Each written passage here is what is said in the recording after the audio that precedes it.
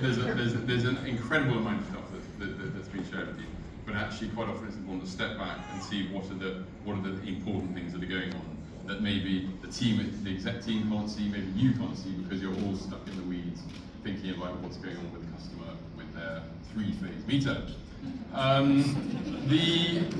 The first thing, so I think I'm going to say 4 things. The first thing I'd like to say is that things are actually going bloody well. When you look at how the business is performing at the moment, it's really, really exciting to see. And you can see that in terms of the number of group leaders that are coming on stage tomorrow, the number of senior group leaders that are up here, the senior group leader 1 stars, a new NGL, another new NGL by higher up. But there is real momentum.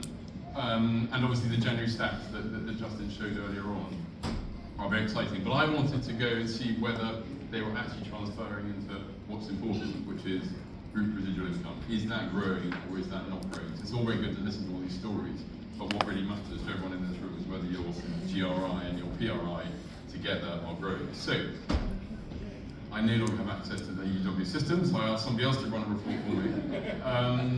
And I compared December's group residual income and personal residual income of everyone in this room against last December's group, the same number.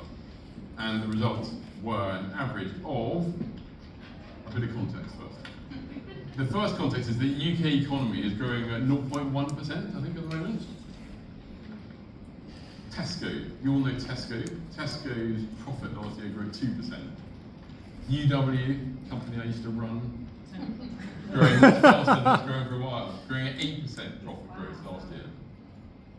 Next, so Next is the sort of stock market darling. It's the FTSE 100. It's one of the best run companies in the country. It's an amazing business. 13% growth.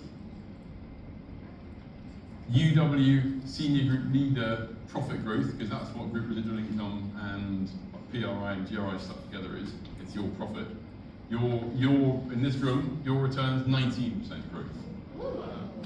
So just stop and take it to actually. It is worth tapping yourself on that because that's a hell of a result.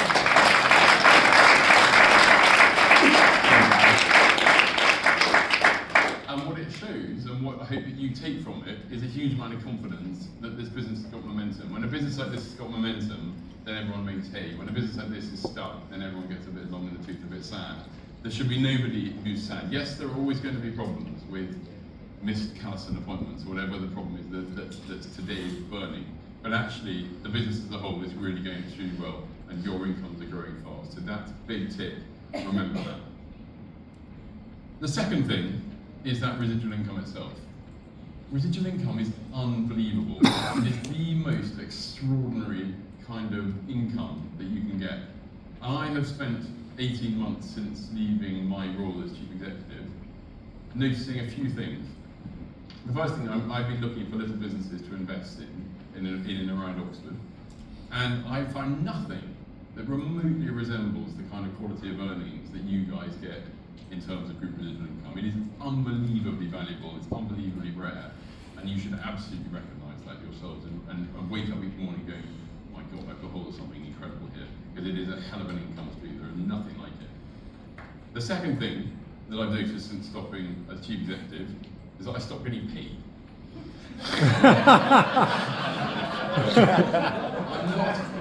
I'm not asking for any sympathy from anyone, but I stopped working and I stopped getting paid.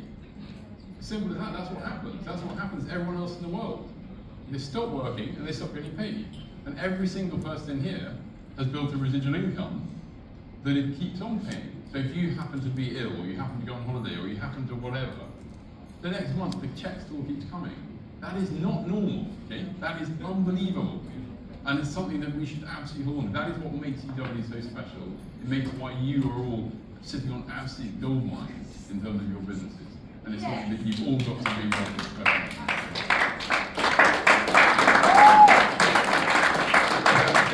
That's a clap for yourselves and a clap for UW, not a clap for any individual. But the third thing I've noticed since I stopped being CEO is that my £500 a month from UW keeps coming, which is my residual income. And actually, I just wanted to talk about this because I think it's really important not to get hung up on how much residual income you're earning, but the fact that you are earning residual income. It's a really, really important thing. This. So when I was chief executive, £500 a month coming into my bank account wasn't the big number. But £500 a month when your chief executive salary stops and it keeps going, suddenly becomes a disproportionately large number. You're going to go, this is still coming in every month. So when I joined UW, 2007, I said I've got to understand who you guys are. And I became a partner, and I signed up my 75 customers to get a Mini, and I became a TL. And I fell into the trap that most of the cretins in your team fall into. Which is that I achieved my goal of my Mini, and I stopped. And I didn't keep building it. And I have not signed up another customer since I got my Mini. So I'm a classic, like, UW muppet.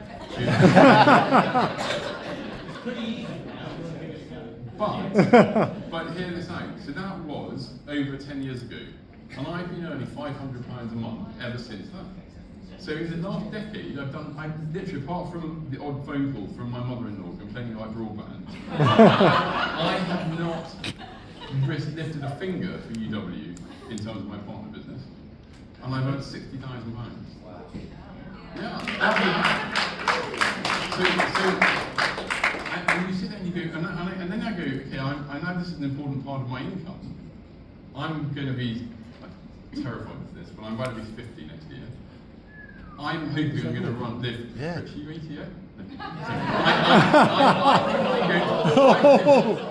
think I'm going to get to 80. With a fair wind, I'm going to get to 80. So I've got another 30 years of earning 60 grand a month, 60 grand a decade. So I'm going to earn £250,000. I'd have signed up 75 customers, getting a Mini and becoming a TL. This business is unbelievable. It's absolutely extraordinary. And I'm going to take someone's name in vain in order to evidence to all of you something. So Dan has just got to national group leader. That means he has secured Dan, congratulations, by the way. He has secured a £7,000 a month guaranteed income for 5 years. And I know Dan well enough to know that in 5 years' time, his income will be, let's just say it will be at least £7,000. So let's assume he carries on earning £7,000 for the rest of his life until he's 80. And he's 30 or something horrible. But just do the math for a moment. £7,000 a month, 84,000 quid a year, 840,000 pounds a decade, 4.2 million pounds by the time he's 80. Stop and think about that. That's completely extraordinary. And it's in all of your grasp to get that income if you want it. So I just want to leave that with you. The power of residual income, that is what this business is all about. That's why you're all here. And really, no apologies to the guys who are running the business. It's not actually relevant, half the stuff you've heard today. What's relevant is that you understand what you've got in your hands and how much you should be going for that. So that's the second thing. The third thing is actually the health of the relationship that I see between the company and between you guys and Team Purple, which is in a much, much better shape and is in a really good shape actually. And it's really, really important now, because when that relationship is flourishing, then UW flourishes and the whole thing works well. And when there is war between the two parts of the partnership, actually it's a real problem and it holds the business back. And I saw good times and bad on that through my tenure.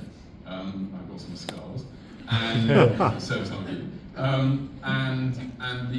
the moment things are looking really healthy. I can't believe how much information is being shared with you today, and I think that's a sign. It's much more than it was ever shared in my day. I think it's a really healthy sign that the company is saying to you, guys, that these are the challenges. This is what we've got going on. Yeah, we've got a churn problem. Okay, we're trying to address that. Okay, we're doing this with Callison. This is where we're trying to go with energy. They're giving you a full insight as to who the business you are partnered with, who they are, what they're working on, and that should give you confidence that you're partnered with a great outfit. But there is a massive beware that whatever you do, don't spend the next months, year talking about market half-hourly settlement or talking about the colour purple. For all intents and purposes, it's all great that you know that, But if you allow yourself to get distracted about all the stuff that, as Stuart said, you peek behind the curtain, you've seen all this stuff that's going on, but if you get distracted by that, you will not grow your business. Simple as that. You will not be focusing on what you need to get focusing on. So the key is for this partnership and for everyone in this room to succeed, both the company and partners, is for you to stay in your lane. The partnership is between a bunch of, as Fergus calls it, a bunch of geeks who know how to do their job really well. And bluntly, nobody in this room can do Fergus's job. You, on the other side, know how to motivate people, build teams, inspire people, and grow a business. Nobody in Network HQ can do that. And it's when those two come together that the business works. And at your peril do you cross over. At your peril do you start suggesting to Network HQ how they should run the business. At their peril do they come into here and say, you need to motivate your business, your team, by doing X, Y, Z, because you don't know what you're talking about. But in your lanes, you absolutely know what you're talking about. So please, recognise and respect those different lines of responsibility. This isn't a bollocking, it's advice. That if you stick side by side and work together, you will fly. And if you cross over and try and work in each other's lanes, you will sink. And it's as simple as that. So that's a really strong bit of advice, that all the stuff you've heard today, use it as context, use it for confidence, use it to answer questions that you're going to get from partners in your team. But don't wake up in the middle of the night thinking, oh God, if only they changed the wire utility, to not flash or whatever it was. It's totally irrelevant. That's their job, let them get on with it. You can't control it. And it actually goes for distractions, full stop. Nobody here, Stuart, Rob, me, Critch, none of you can control what Octopus do. So don't worry about it, just ignore it, forget about it. They're there. In a year's time it'll be somebody else, in 5 years' time it'll be somebody else. There's always going to be somebody out there. The people who succeed as partners are going to be the people who can focus on the job that needs doing, which is growing their business and losing all the other distractions.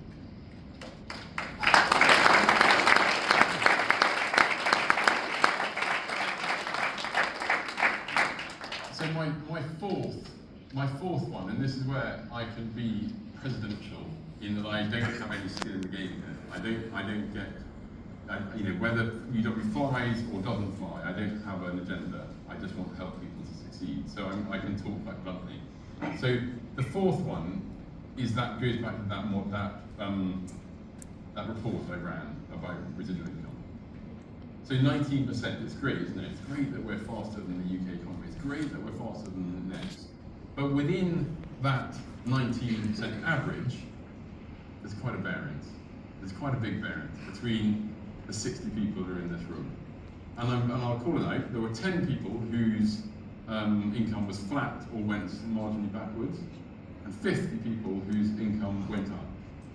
And within that 50, 10 people saw more than a 50% increase. So if their income was 3,000 last year, it's over 4,500 this year. So 10 people are seeing a 50% increase, which is a hell of a big number. So 50 out of you are going up, and 10 of those 50 are absolutely motoring. So there's a big discrepancy there, which gives an average of 19%. And when I was getting ready for this speech, I had a quick call with Justin. He said, so when are you going to throw in the random, irrelevant rowing anecdote? I think now is the time. So, here goes. 24th of September 2000, I'm sitting in a boat in a final, Olympic final, and there are 6 boats, 6 eights. I'm on one of them, and there's another 5 eights. So there's 6 eights, 48 people, about the size of this room, facing backwards, and 8 little people facing forwards, steering us. But so literally about the same scale as this room.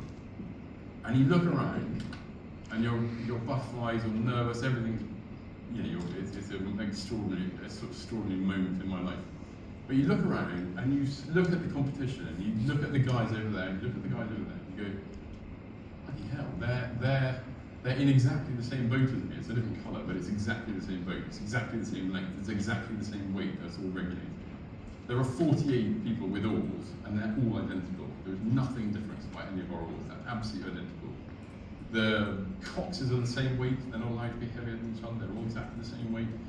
You turn around and you look behind you and you see 6 lanes, 5 meters wide or whatever, of flat water, identical, absolutely no wind, completely identical. Finish line exactly 2,000 meters away from the bows of each of the boats. Everything is identical. And you look at the individuals and you go, yeah, you've trained as hard as I've been, you've been in the Olympic Village like I was this morning, you've had the same breakfast as me in the same canteen, you got here at the same time, you've been on the same water, the weather's the same, everything's identical. It's a totally level playing field. And by the time, and this is sort of anecdotal, but by the time you get to the Olympics, to an Olympic final, basically everyone's as fit as each other, everyone's as strong as each other. We're all the same. So then you go, well, who's going to win this thing? Because we're all the same. Everything's identical. And so what is it actually that makes one crew win? And bear in mind that we only won by the width of this stage. It's over 2,000 meters, so the margins are tiny. But what was it that enabled one crew to win and 5 crews to lose?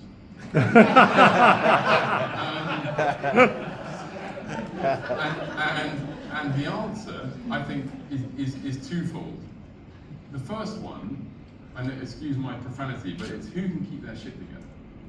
The pressure is unbelievable, and the amount of stuff coming in, and the Americans all banging inside their boats, going woo, woo, woo, and everyone doing different things. And can you've trained for this moment, can you hold it together? Can you cut out the distractions and focus on what needs to be done? And the people that can are the people that will win, and the people that allow themselves to get distracted are the people that will lose. So that's the first thing, and you can control that. And so we spend an immense amount of time with psychologists and stuff to try and make sure that we control the controllables and ignore all the distractions. And then the second thing, and this is in a sport like rowing, you get to 3/4 of the way through the race and everything goes black and the pain is completely unbelievable. And ultimately, it's here and here. It's who wants it more than the next person. And let's say that we did and we were lucky. But that's not the point. It's who wants it. Who's going to put themselves. Who's going to want it enough. So how does that lovely little story connect into UW? Well, I think it's really quite similar because every single person here is on a level playing field. All the stuff that you've heard from the business today, the tariffs, the 3-phase energy, the Callison problems, the market half-hourly stuff, the incentives that you've got coming forward, it's all the same. You've all got exactly the same opportunity. There is nothing, you're like the 50 people at the start of the Olympic final. You are, and as the SGLs, you are the Olympic finalists. You've got exactly the same opportunity as each other, and yet some people are growing their business their income by 50%, and some people's are static and sitting still. So what's the difference? Well, I think, seriously, I can answer that with exactly the same 2 points. How many people in this room are able to cut through the distractions and focus on the job in hand of what needs to be done if you want to grow your business? And how many of you are getting distracted by whether the font is Times Futura or Roman numerals or whatever? I don't know what, who cares what the font is? Is that going to help you build your business, and are you acting and getting rid of the distractions? And those that are succeeding and growing their businesses by that really healthy double-digit percentage each year are the people that are able to cull the distractions, to cull the chat, to not get involved in all the nonsense of the senior group leaders who aren't in this room today, who are all dribbling on about how bad everything is, and cut through and focus on what's important. So if you can focus and control the controllables, you will succeed. And if you don't focus and allow yourself to get distracted into all the minutiae, then you will not succeed to the same extent. So that's the first thing. And then the second one is not who wants it more, because actually the amazing thing about this business is that there aren't winners and losers. Everyone can win. It's an amazing different model to a sort of competitive sport. But do you want it enough? And I think that what I really say is when you set your goal and you set what you want to achieve out of UW, that you are absolutely honest and recognise how much you've got to put in order to get out. There is a direct correlation by how much work you put into UW. No one ever said it's easy, and it's bloody hell, it's not easy being an UW partner. It's hard work, and you've got to work hard. But what the work you put in will dictate the work that you put out over the long run. Not in the short run, but over the long run. So those of you who have a big, lofty goal, please be honest with yourself and say, if I want to get to that NGL £7,000 a month income, I'm going to have to put in a ton of work to get there. And I'm going to do that, and therefore that's going to be my goal. Or actually, do you know what, and this is absolutely fine, that isn't for me. I'm not going to try and become a national group leader and get £7,000 a month, because I actually don't have it in my DNA to want to work that hard. I'm really happy to see a single-digit percentage growth in my income for the next 10 years, and that's where I am in life.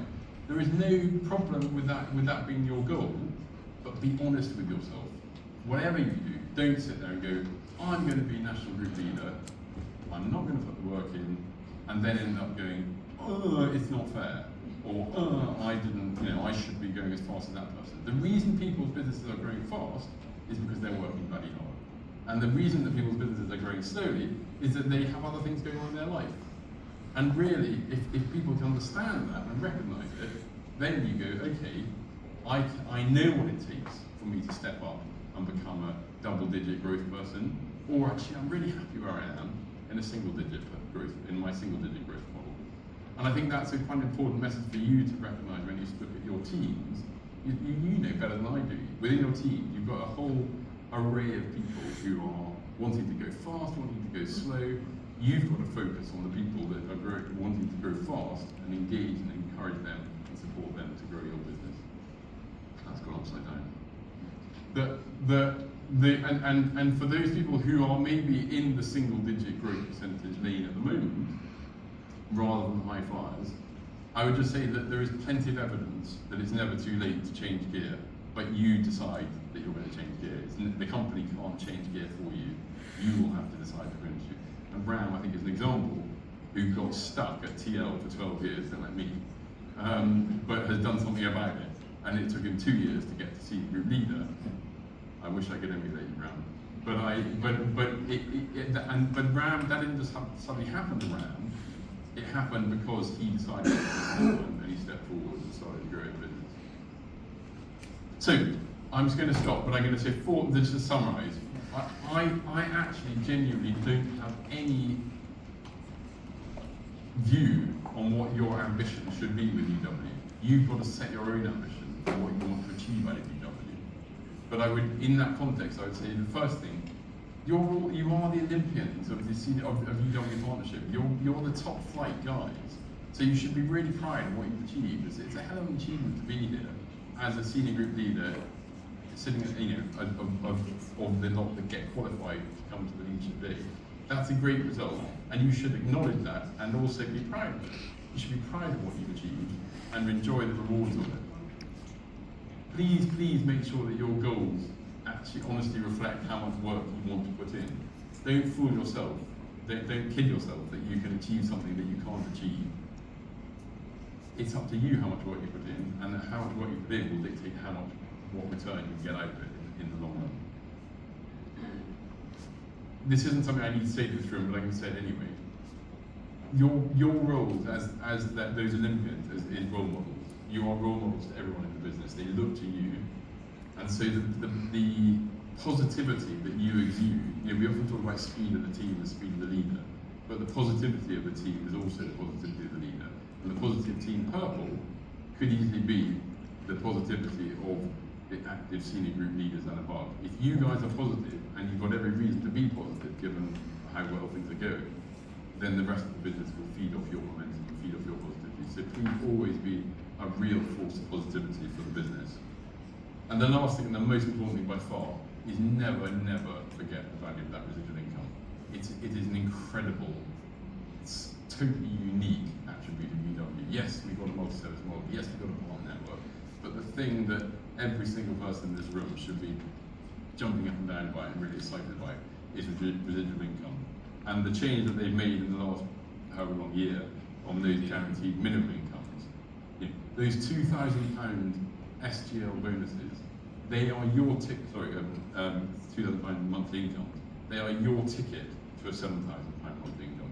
You shouldn't view them as anything other than that. They are just a ticket for you to motivate your team to drive you and build your business to get to your £7,000 income. And I hope that as many of you who want to and who have the appetite to grab that challenge and go, yeah, actually, I get it. I'm not going to get distracted by the fact that somebody who's only just got to senior group leader is earning as much as I am because they're getting a guaranteed income. That's completely irrelevant. You have a tool by which you can punch your way up to £7,000 income really quite fast using that business. It's a hell of a new initiative, something I wish that I'd done when I was chief executive, and I applaud the team for doing it. Anyway, so I'll see you next year, all earning £7,000.